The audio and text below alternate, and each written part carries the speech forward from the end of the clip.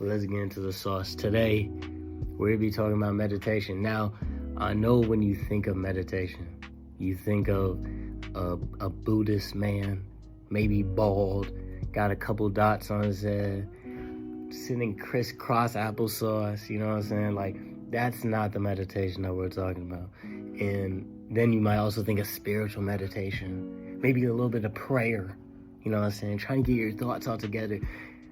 All those things carry the same principle, right? The idea that when you have too much to think about, when your thoughts are going crazy and you can't even focus on what you got to do because up here is not right, then you go to meditation. And I know you can't meditate at any point in time. If I'm in my class, there's no way I can get a full meditation session in. So guess what? I'm going to show you when and give you examples of times where you can do it. So then that won't even happen in class because you got it in before class, because you got it in the night before class, the night before you woke up. So when you meditate, you're pretty much attacking your loose thoughts. All those thoughts that you're thinking about, something that happened with your girl, maybe something that happened with your coach, maybe some homework that you have, anything that's putting a lot of stress and making you feel very uncomfortable that you haven't attacked, that you haven't sorted out, it's going to cause your brain to do loop-de-loops and pulls, and you're not going to be able to focus on what you want to do. If that's your homework, if that's your sport. So what do? Obviously, if you just sit back and relax, like, it'll go away if you ignore it. But we're not trying to ignore, we're trying to solve issues. You know what I'm saying? We're trying to attack issues. You know what I'm saying? We're trying to make sure that when we have an issue, or when somebody else has an issue, they can come to us because we're problem solvers. We solve problems because we have to solve problems to get to the top, to get what we want. You know what I'm saying? We don't rely on anybody else because we have ourselves. We're self-reliant, you feel me? So let's get back into it. So with meditation is like therapy before yourself. You know, I know you've probably heard about therapy. Oh, go to therapy. Therapy has saved my life. Or maybe, I don't really trust people with my thoughts and telling them everything about my life and being that open. Trust me, I understand. A lot of, you know what I'm saying? I hear a lot of the times, like, black people don't like therapy. And I didn't like therapy either. I didn't like the idea of me telling somebody all my deepest and darkest secrets. I just didn't trust people like that. And I also thought as therapy has something wrong with me. Now, my thoughts have changed. Obviously, people have told me, like, it's deeper than that. It's somebody that can help you, give you a helping hand on how you think. Now, with what I'm trying to portray to you guys and get the help that you guys might need, is you get to a point where meditation is your own therapy, right?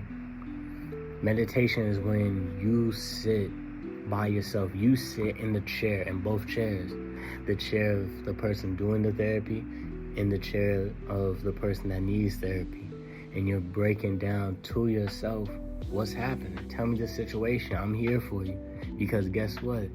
Nobody's going to be there for you like you, right? No one has been with you for your 16 whole years, your 17 whole years, your 18 whole years, and has experienced your problems like you, right? No one has felt your pain like you. So if you know yourself on the deepest of levels that no one can even compare to, then why wouldn't you be the person to solve your own issues? Help is always okay to get. Don't get me wrong. Personally, for me, I know I can solve my own problems. I know it might take a little bit discussion, take a little bit frustration, take a little bit being uncomfortable, a little bit stress, but I know at the end of the day I can solve it. You know why? Because I know me. And I know me on a deep enough level now to the point where I can easily pinpoint when something's wrong. When something's wrong, I'm like, dang, something's wrong. I need to go be by myself, think it through, and then come back and go harder. Simple as that. Now with meditation, what you're pretty much doing is you're breaking down whatever your thoughts are going like, but you're breaking it down with questions. It's similar to like if you're trying to solve why your friend is feeling or is in a bad mood. You might notice like they might show signs of them not being themselves. So you ask them, yo, what's wrong? What happened today? Was it something somebody did? Is everything good? Like, asking those questions to try and figure out how they're doing is the same thing that you do, but for yourself. It's the same thing, but for yourself. So when you get in that meditation, like, by yourself, get in a room by yourself, no distractions, complete focus, and you just break it down. You just break it down, ask yourself those questions, and each answer will bring you clarity and an understanding of yourself. And once you do this, you connect to yourself because you understand some of your problems, and you realize that you fixed or got to that understanding by yourself, right?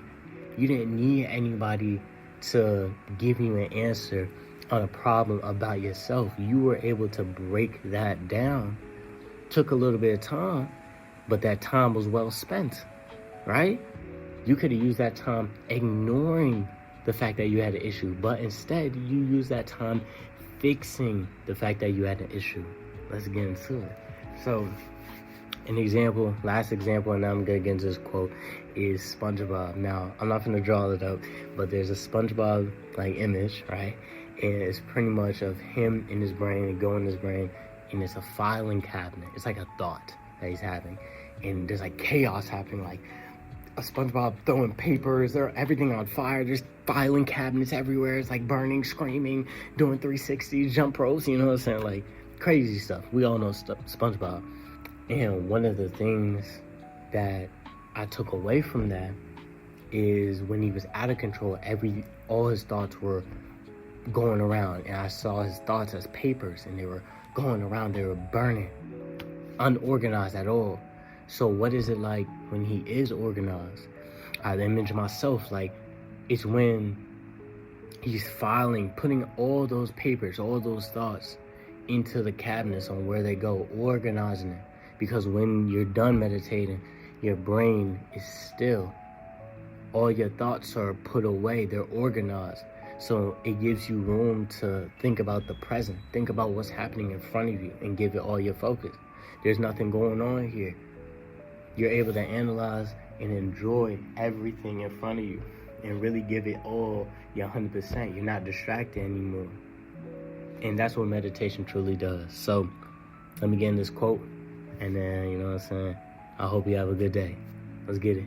A mind without focus can never give something 100%. You must have tools to keep distractions from affecting the effort needed to make your dreams your reality. Remember, don't just stay optimistic. Have a great day. Peace.